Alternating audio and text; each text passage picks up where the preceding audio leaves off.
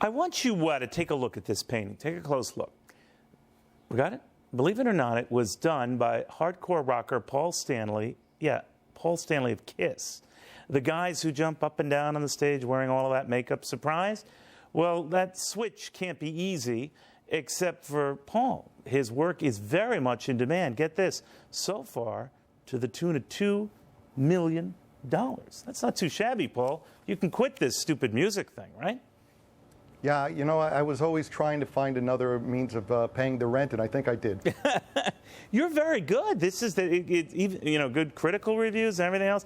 Did you always have this ability? Was music just the side interest?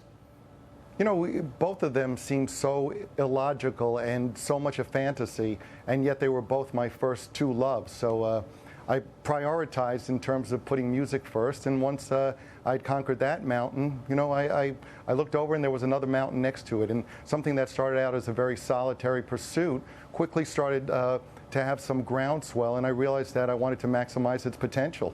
And actually, for a while with KISS and all the stardom and millions you got off there, you did get a little chance to combine that, right? You guys were all painted up, and so you got your music, you got a little bit of art there, and off to the races, right?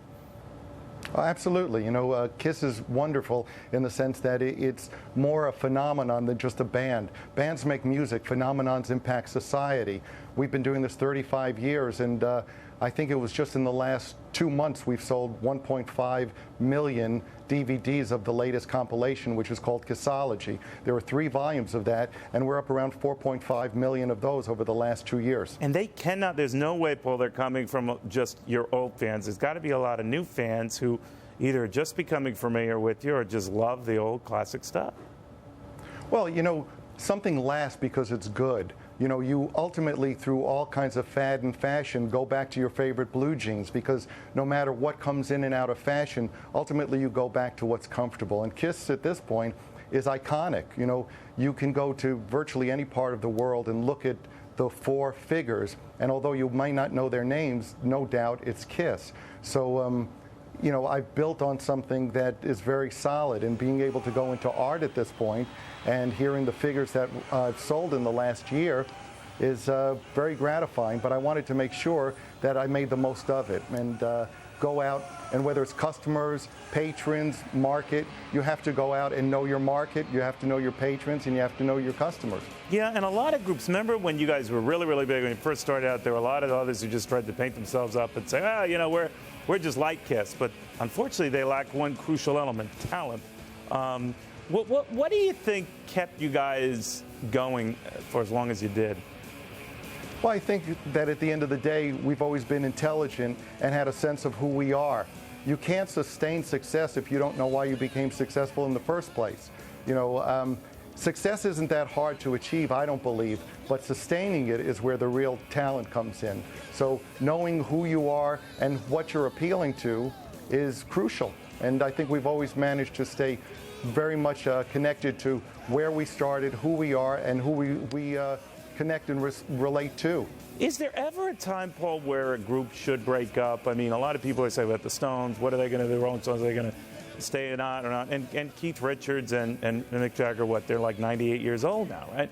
But they keep going, and people keep loving it, and they keep their youth. But is there an age at which a rocker just has to say, that's it?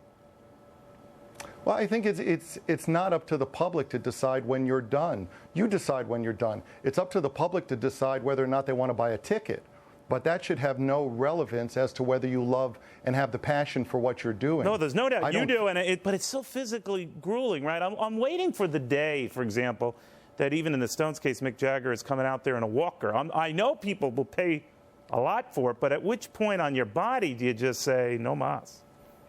Well, it's funny because I've had a hip replaced, I've had both my knees done, I've had 2 rotator cuffs done, but you know, you look great. Well, no complaints so far. In 4 weeks, we hit the road again, and until people tell me to put it back on, I'll take off my shirt. And so far, nobody said anything bad. So you obviously have to stay fit through all of this. You just can't, you know, start mailing it in, eating ho-hos and all that, right?